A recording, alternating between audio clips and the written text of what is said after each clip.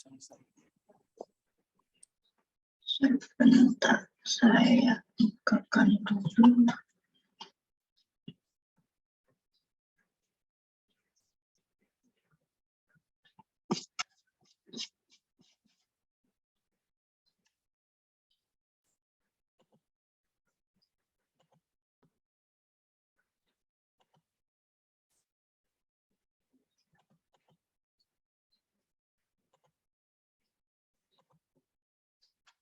Kebetulan kurang lebih seperti ini ya. Jadi kalau untuk cost agregatnya atau agregat kasarnya kita pakai castone biasa, diameternya sekian dengan ada ketentuan spesifik gravity tertentu yang perlu kita penuhi. Kurang lebih begitu sih Pak kalau untuk cost agregatnya atau agregat kasarnya.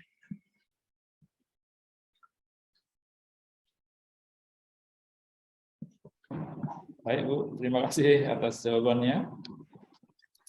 Jadi ini tadi keluar dulu.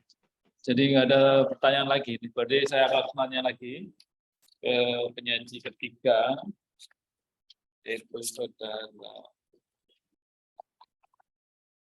Pak Trisno Widodo ya, mengenai kerentanan intrinsikik air tanah dengan metode SIDI Kota Kediri.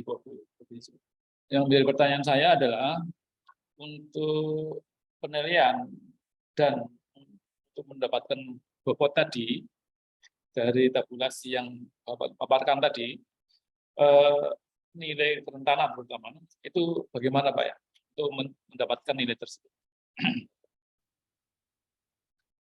Saudara Trisno Widodo. Baik Pak, izin menjawab Bapak.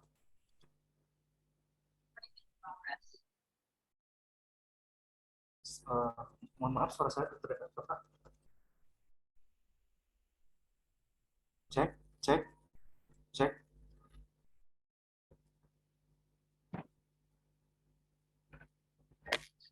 Selamat siang Bapak. Ya, selamat siang. Iya. Izin menjawab Bapak, mengenai penilaian dan bobot tabulasi itu saya dapat dari itu Pak, untuk formulanya itu memang dari Aller dan kawan-kawan itu yang merupakan pengembang dari Drastic itu. Untuk penilaian akhirnya itu Pak didapat dari penjumlahan itu Pak, penjumlahan bobot dikalikan parameter. Jadi kedalaman air muka air tanah itu kan bobotnya 0,186 ditambah timbuhan air tanah 0,12 dikali parameternya itu nilainya berapa, kalau disesuaikan dengan yang didapat hingga sampai tata guna lahan itu Pak bobot 0,22. Jadi nanti didapat nilai akhir untuk kerentanan intrinsik itu Pak dengan metode SI. Seperti itu Pak kira-kira. Baik, itu apa dari bobot tersebut nanti di overlay ke peta kan Pak ya? Iya, overlay Pak. Itu overlay dari beberapa overlay yang Bapak buat itu kan beberapa layar peta itu yang akan terbentuk Pak ya? Iya, iya Pak. Nah itu dijadikan satu atau di bagaimana? Atau sendiri-sendiri sesuai dengan tematik tersebut? Kalau untuk parameter bisa sendiri-sendiri Pak, tapi untuk nantinya bisa di overlay Pak. Jadi dari masing-masing parameter itu kan ditemukan kayak nilai SI-nya di mana, nilai SI untuk ke parameter kedalaman ke air tanah, nilai SI untuk keimbuhan air tanah. Kalau udah ketemu itu masing-masingnya, tinggal dijumlahkan Pak dengan software GIS, ketemu Pak nanti nilai kerentanan akhirnya itu Pak. Oh, gitu. Ya, terima kasih. Ini ada pertanyaan melalui chat, jadi dari Henry Lindengan, BWS Sulawesi 1, Manado. Pertanyaannya untuk penyaji pertama, Saudara Setiono ya. Jadi untuk bidang sumber daya air pada struktur apa saja yang diterapkan, itu pertanyaan pertama. Yang kedua, efisiensi biaya dibandingkan dengan bahan pengisi retakan yang biasa digunakan saat ini berapa persen? Yang ketiga, pada suhu berapa derajat Celcius bakteri Bacillus perkembangannya dapat berkembang dengan baik. Apakah ada perbedaan bila diterapkan pada struktur di daerah pantai dan daerah pegunungan? Mungkin itu pertanyaan untuk Bapak Setiono ya. Silakan bisa dijawab Bapak Setiono.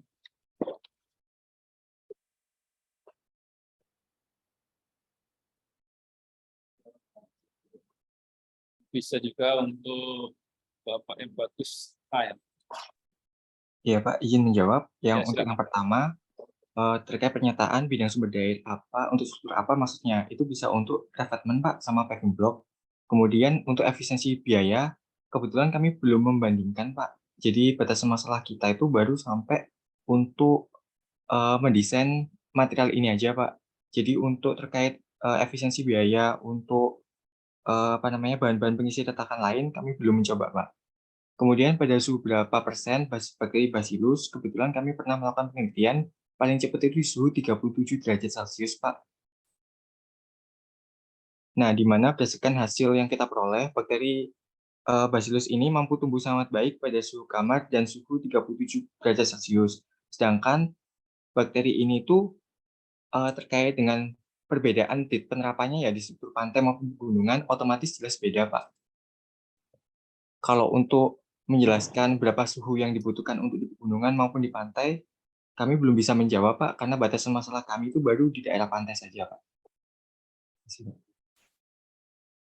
Mungkin ini jawaban dari Pak Setiono ya. Tapi ini waktunya harus terbatas, jadi mungkin pertanyaan sampai di sini dulu. Jadi untuk 3 sesi sebelumnya, jadi untuk sesi berikutnya akan saya panggil lagi nomor ID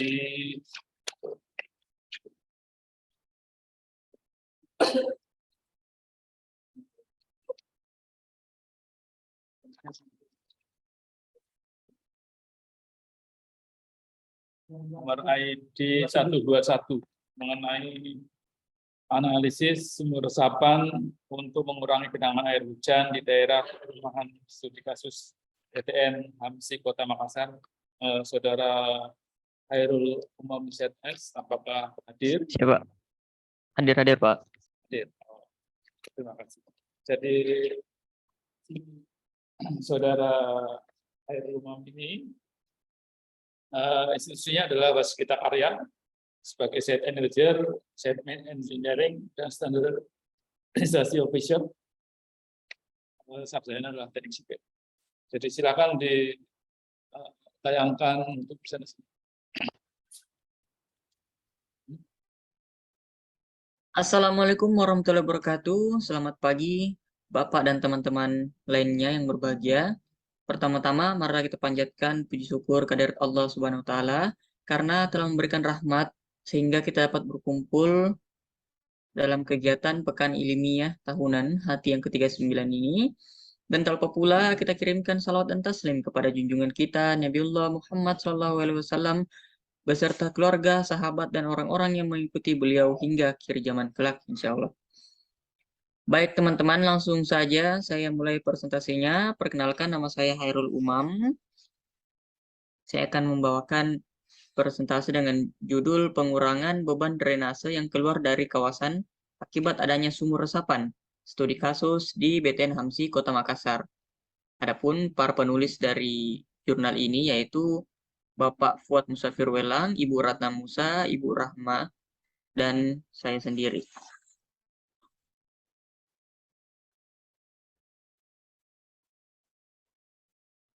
Baik, salah satu faktor yang menyebabkan banjir dan menurunnya permukaan tanah di kawasan perumahan adalah proses alih fungsi lahan.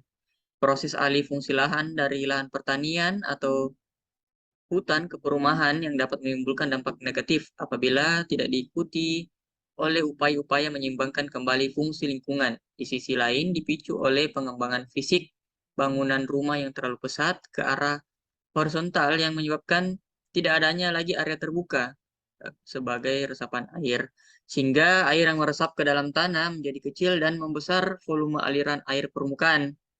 Peningkatan limpasan permukaan akan menyebabkan masalah genangan dan banjir. Untuk wilayah BTN HAMSI, Kota Makassar merupakan salah satu daerah yang dimana sering terjadi genangan. dikarenakan drainase tidak berfungsi secara optimal dan daerah resapan air hujan yang semakin berkurang. Nah, rumusan masalah kali ini ada dua, yaitu untuk mengetahui berapa debit limpasan yang keluar kompleks jika tanpa sumur resapan. Yang kedua, berapa debit air yang masuk dalam sumur resapan sebagai fungsi luas atap, serta berapa besar pengurangan debit air setelah adanya sumur resapan. Untuk lokasi studi, seperti yang kita lihat, itu ada di perumahan BTN Hamsi, terletak di Jalan Perintis Kemerdekaan, Kota Makassar, Provinsi Sulawesi Selatan. Pemilihan lokasi ini didasarkan oleh beberapa pertimbangan. Yang pertama, perkembangan rumah pada kompleks ini tidak dibarengi dengan pembebanan sistem drainase. Kedua, merupakan wilayah perumahan sering tergenang sehingga pembenahan drainase perlu perhatian serius. Nah, untuk solusi alternatif guna mengatasi genangan dengan menggunakan sumur resapan. Kemudian ada pun teknik pengumpulan data yaitu pengukuran permeabilitas, pengukuran kedalaman muka air tanah, serta hasil wawancara dengan penduduk mengenai perlapisan batuan pada dasar sumur gali. Kemudian adapun data sekunder yang kita himpun yaitu data curah hujan 3 pos stasiun, kemudian ada peta topografi, peta batas wilayah, dan data perumahan. Untuk analisis data, mengaplikasikan teknik pembuatan sumur resapan diperlukan analisis data sebagai berikut. Pertama, melakukan analisis curah hujan. Kedua, menghitung luas tangkapan hujan. Yang ketiga, menganalisis lapisan tanah atau batuan. Keempat, pemasangan sumur dapat dengan menggunakan bis beton dengan lapisan porus atau susunan batu bata.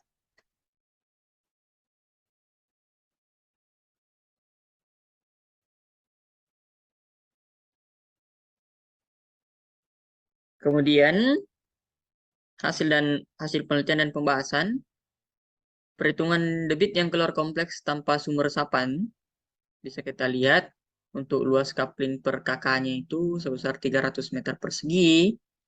Kemudian komposisinya halaman, atap, dan jalan itu masing-masing 20%, 60%, dan 20%. Untuk mengetahui koefisien kompositnya, berikut perhitungannya kita dapatkan hasil 0,78. Kemudian untuk waktu konsentrasi kita dapatkan 13,74 menit. Serta nilai intensitas menggunakan rumus Mononov dengan kala ulang 2 tahunan didapatkan hasil sebesar 133,2117 mm per jam. Sehingga didapatkan debit drainase tanpa sumuran sebesar 4,62 meter kubik per detik. Kemudian untuk ukuran sumur resapan tiap KK, tahapan yang dilakukan untuk mendapatkan dimensi sumur yang optimal adalah sebagai berikut. Bisa kita lihat perhitungannya. Untuk Qmax dari atap dengan hasil 0,7975 meter kubik per detik. Kemudian untuk mengetahui kedalaman sumur, jika faktor geometrik diambil 5,5 R dengan diameter, maka kedalaman dikurang dengan debit setelah adanya sumuran ini 4,62 kurang 1,24 sama dengan 3,38 meter kubik atau 26%. Kapasitas sumur resapan itu sendiri apabila dengan jari-jari rencana tujuan, maka aliran yang dibuang ke saluran drainase adalah air dari halaman dan jalanan, yaitu sebesar 1,21 meter kubik per detik, sehingga terjadi pengurangan sebesar 4,62 kurang 1,24 sama dengan 3,38 meter kubik per detik atau 26,92,308%. Dengan adanya sumber resapan, maka dimensi drainase tidak perlu dirubah.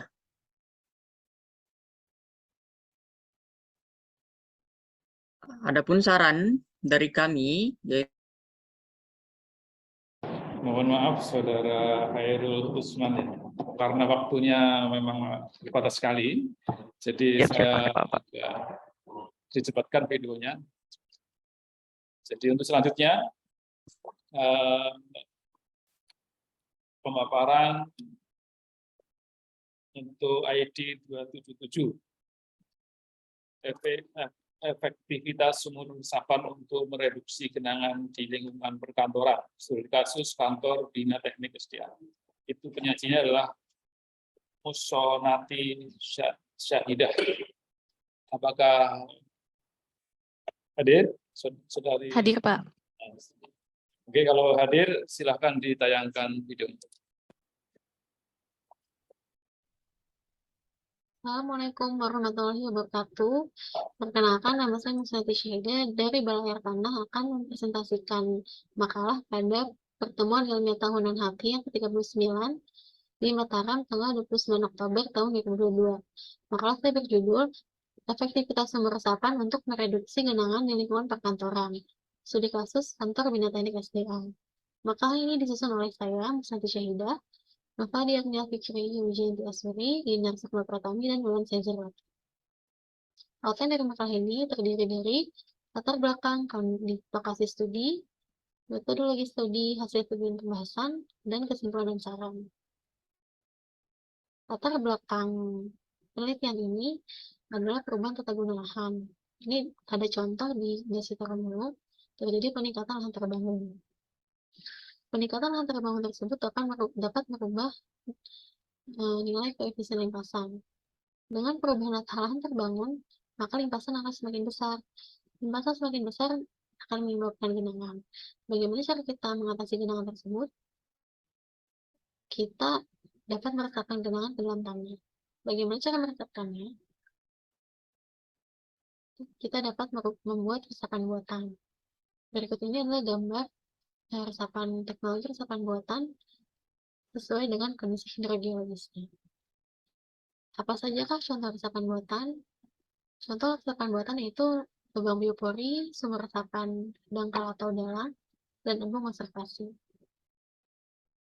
Lokasi studi di Kantor Bina Teknik SDA dengan luas 20.050 hektar. Ini adalah lokasi sumur resapan existing yang berada di Kantor Bina Teknik SDA, tersebar dari utara sampai selatan. Ada sekitar 19 sumur resapan di Kantor Bina Teknik SDA.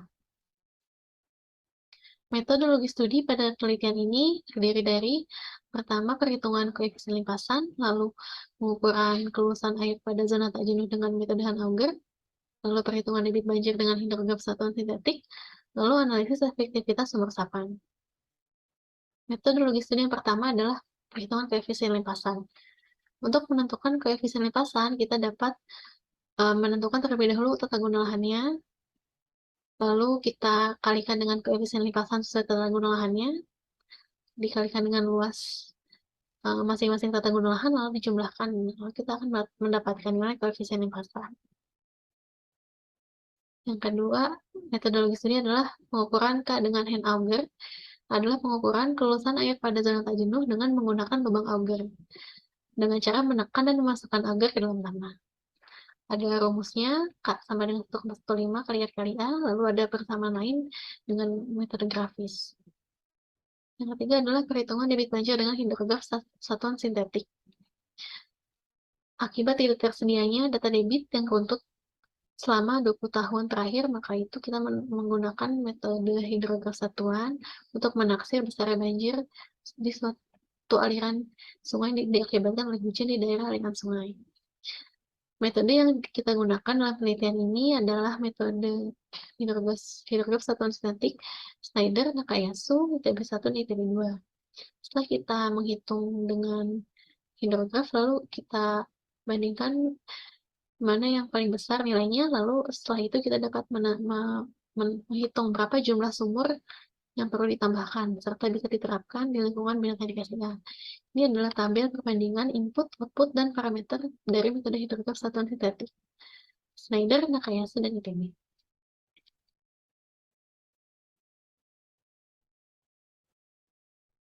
Ini hasil dan pembahasan. Perhitungan koefisien limpasan pada kantor Bina Teknik SDA menghasilkan koefisien limpasan dengan nilai 0,519 dengan tata guna lahan gedung, taman, dan jalan aspal. Dan dikalikan dengan luas lalu dijumlahkan mendapatkan hasil 0,519.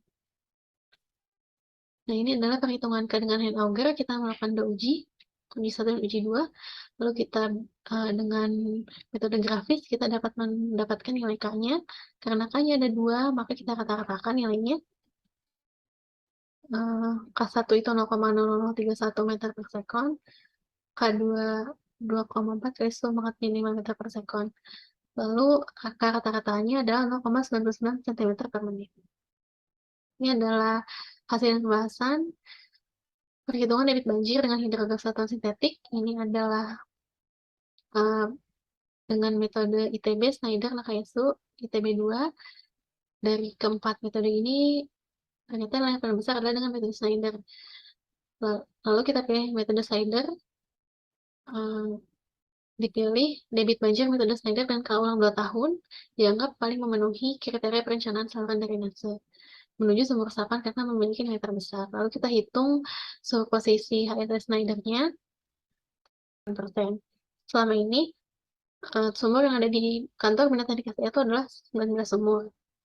Dan itu hanya baru bisa mereduksi 34,4%. Maka dibutuhkan tambahan 14 sumur resapan dengan volumenya 8 meter kubik. Jadi kesimpulan dari penelitian ini adalah optimalisasi penerapan teknologi sumber resapan di lingkungan kantor Direktorat Bina Teknik SDA perlu ditingkatkan dalam upaya mengurangi genangan secara efektif dalam rangka penerapan konsep zero debt ranking. Lalu yang kedua, berdasarkan survei dan perhitungan yang telah dilakukan, perlu adanya upaya rehabilitasi sumber resapan existing serta penambahan sumber resapan baru sebanyak 14 sumber resapan dengan kapasitas 8 meter kubik yang dapat menambah reduksi genangan sebesar 25,4%. Jika rekomendasi ini dapat dilaksanakan, maka teknologi sumber resapan ini secara efektif dapat mengurangi volume limpasan total sebesar 59,8%. Sarannya diperlukan kajian lebih lanjut terkait Mohon maaf, videonya saya percepat. Saudari Musonati Sahidah ya. Ini Ibu Musonati Sahidah ini dari Balai Air Tanah. Posisi jabatan adalah penata pengelola sumber daya air. Sarjana S1 Meteorologi ITB, S2-nya adalah Teknik Air Tanah. Itu tadi saya belum membaca CV-nya, jadi saya untuk selanjutnya makalah penyaji atas nama Tessa Rahayu, apakah hadir? Judulnya adalah analisis sumur resapan untuk pengurangan limpasan permukaan di kawasan kantor Bupati Kabupaten Padang Pariaman. Saudari Tessa Rahayu. Halo, Saudari Tessa Rahayu, apakah hadir? Tessa Rahayu.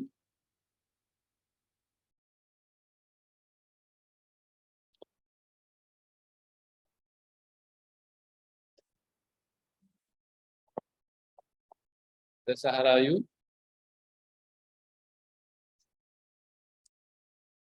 Ya, hadir. Jadi untuk selanjutnya saya lanjutkan ke pertanyaannya ya. Silakan pertanyaan melewati chat atau raise hand. Sudah ada ya, ini sudah ada pertanyaan. Mana yang punya?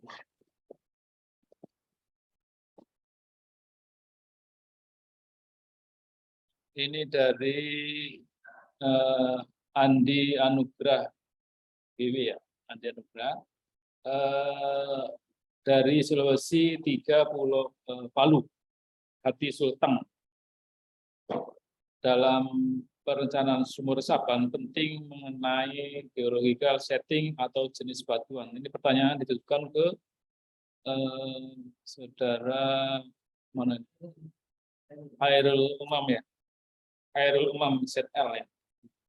Pertanyaan tadi saya ulang pertanyaannya. Dalam perencanaan sumur resapan penting untuk mengetahui geological setting atau jenis batuan yang berada di daerah sumur resapan sehingga dapat diketahui sumur resapan dapat efektif atau malah akan menggenang. Mohon penjelasan satu formasi batuan pada lokasi studi.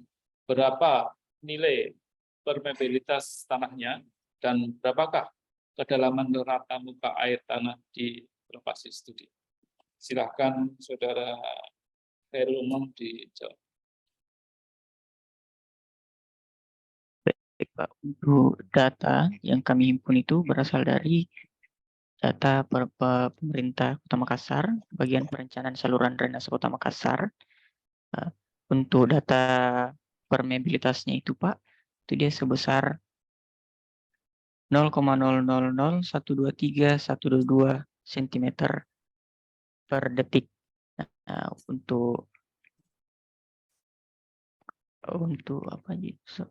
Untuk jenis batuannya itu 77,06% itu tanah berbutir kasar dan 22,94% itu tanah berbutir halus. Nah, untuk kedalaman muka air tanah di sekitar lokasi studi itu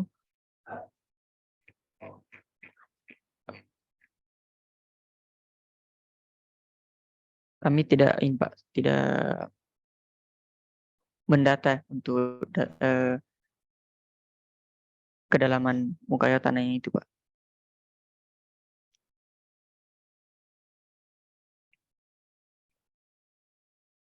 Ada lagi? Jadi yang itu aja, Pak. Jadi yang kami himpun itu permeabilitasnya sama dia jenis batuan yang berada di daerah sumur resapan. Demikian mungkin jawaban Saudara Hairul Umam. Bapak Andi Nugraha, apakah sudah puas dengan jawaban Saudara Hairul Umam? Kalau belum puas, silahkan ditanya lagi.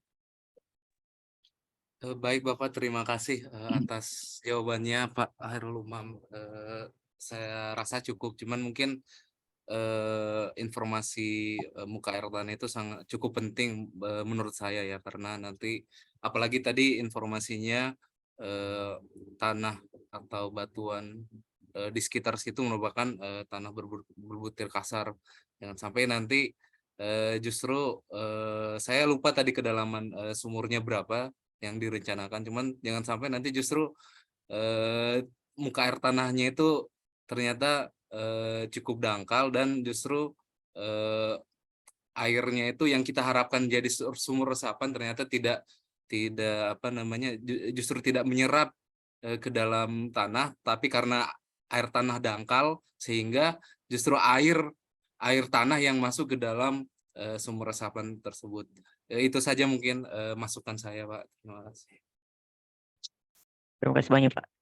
Andi Anugrah ya. Anugrah. Saya yang bertanya ke Saudara Umam ya, Hairul Umam.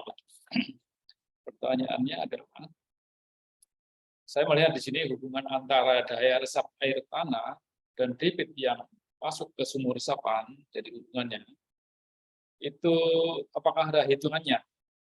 Jadi apa?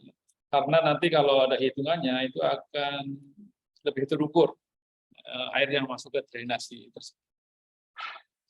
Itu mungkin pertanyaan saya dari saya untuk Hairul Umam. Silakan dijawab. Baik Pak, untuk jadi sebenarnya gini Pak, sebelum saya itu pernah ada orang yang melakukan penelitian di sana khusus untuk mengetahui berapa volume limpasan yang terjadi di drainase tersebut. Nah, setelah itu saya kembangkan, saya ceritanya mau reduksi limpasannya itu ke jadi dengan cara pakai metode sumur resapan ini. Tapi untuk di perhitungan saya ini Pak, saya tidak masukkan yang limpasan tersebut Pak, yang dimaksud.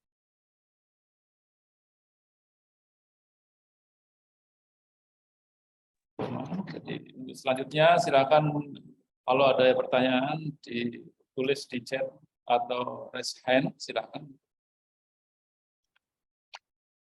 Ada pertanyaan lagi? Sambil menunggu pertanyaan yang lain, akan saya tanya untuk Nuswanati Sahidah ya. Pertanyaannya adalah, satu, untuk mendapatkan besaran serapan sumur itu bagaimana? Mengingat volume air yang itu tadi paparkan itu sangat besar, sedangkan resapannya itu relatif lebih kecil. Itu pertama. Kedua, hubungan antara kecepatan daya serap sumur dan volume air itu seperti apa? Jadi biar apa? Istilahnya ada nomogramnya atau semacam grafiknya, sehingga dengan debit sekian, dengan resapannya sekian. Silakan.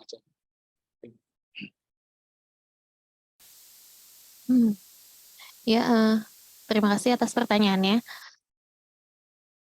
Mohon maaf Pak, tadi yang pertama masih mute Pak, mohon maaf. Untuk mendapatkan besaran serapan sumur itu bagaimana ya? Terus karena mengingat volumenya kan besar yang dipaparkan di tabel situ, dan serapannya kecil gitu loh. Itu untuk menyerap segitu banyak air itu memang cukup gitu loh maksud saya.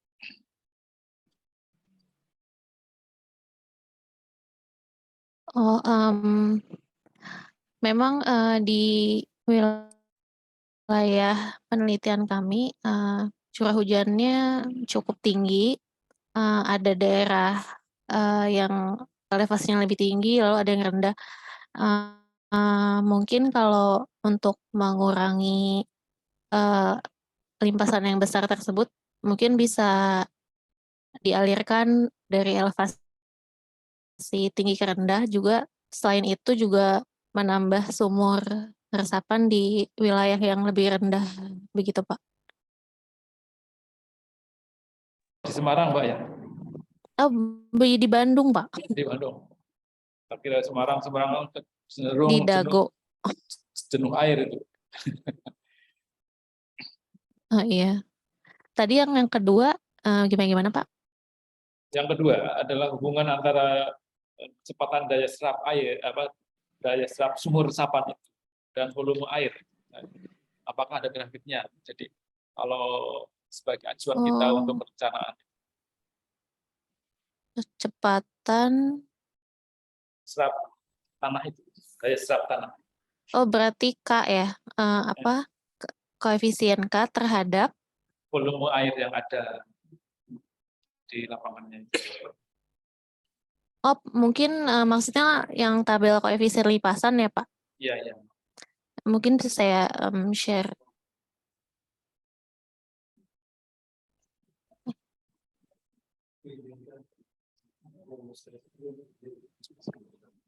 Sebentar.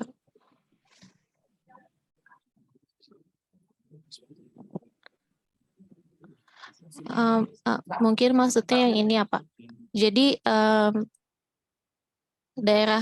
daya serap sebuah wilayah itu bergantung pada tata gunakan di atasnya gitu. Jadi ada daerah pertanian, ada gedung, aspal. Ini ada persentase koefisien limpasannya gitu. Jadi koefisien limpasan ini menunjukkan berapa persen air yang masuk ke dalam tuh sekian persen gitu. Yang ada yang melimpah sekian persen. Begitu, Pak. Oh iya, Oke. Terima kasih atas jawabannya. Saudari Nadi Zatiga. Mohon bertanya. Ya, silakan. Ya, Mana? maksudnya itu mungkin pertanyaannya bagaimana daya rembes tanah terhadap air yang masuk ke sumur itu bukan masalah limpasan aspal. Ini bukan itu kayaknya pertanyaannya. Maksudnya gimana koefisien tanah itu ke daya sumur ya? rembesnya. Mampu nggak air itu masuk di sumur resapan itu? Jangan sampai cuma jadi daya tampung jadi bendungan kecil Iya. di satu tempat gitu maksudnya. Bukan limpasannya koefisien A, I, U, E, O Maksudnya gitu begitu ya? loh. Oke, mohon jawabannya bagaimana penelitiannya di permeabilitas, kan beda dong, tanah lempung, pasir, ya kan beda, artinya daya serapnya itu. Oke, makasih ya Mbak.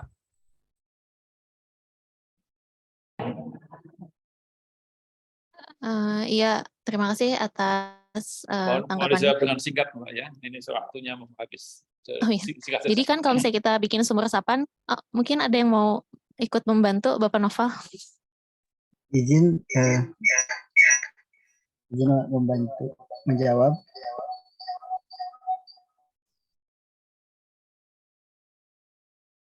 Boleh share screen? Singkat saja Pak ya, waktunya.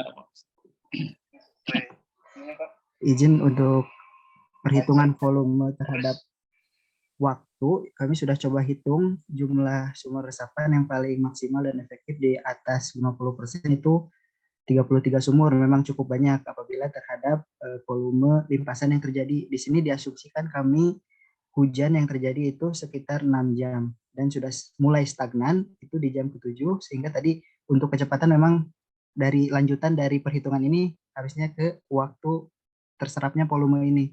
Sedangkan untuk volume terserapnya terhadap efektivitas jumlah sumur, kami baru menghitung sampai sejauh ini dengan 3 skenario. Yang pertama 19 sumur, 29 sumur, dan 33 sumur.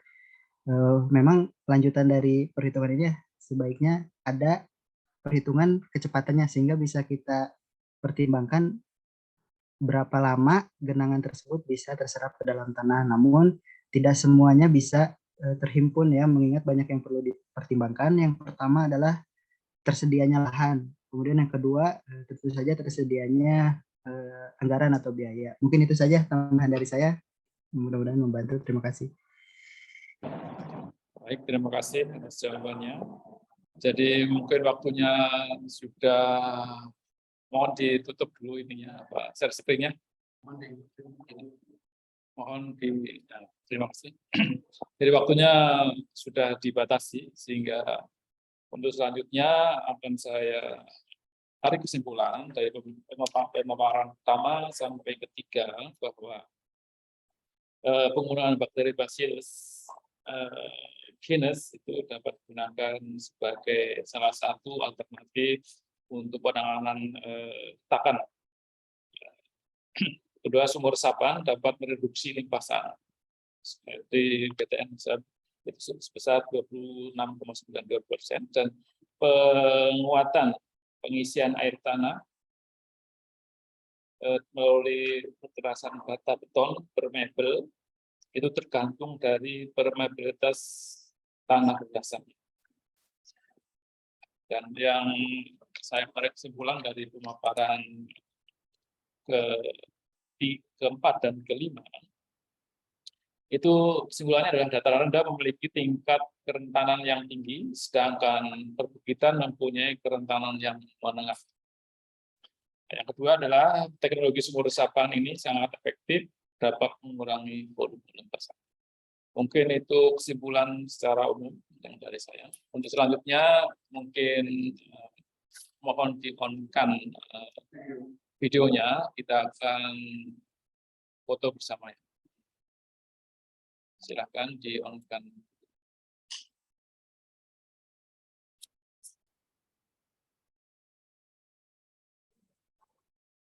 Di-on-kan dulu videonya, silakan untuk berfoto bersama dulu sebelum kita akhiri pemaparan secara panel di sesi kedua ini.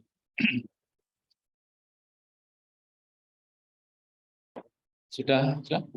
Baik, terima kasih atas partisipasinya untuk sesi kedua ini. Sebagai moderator, saya ucapkan terima kasih kepada Bapak Ibu semua.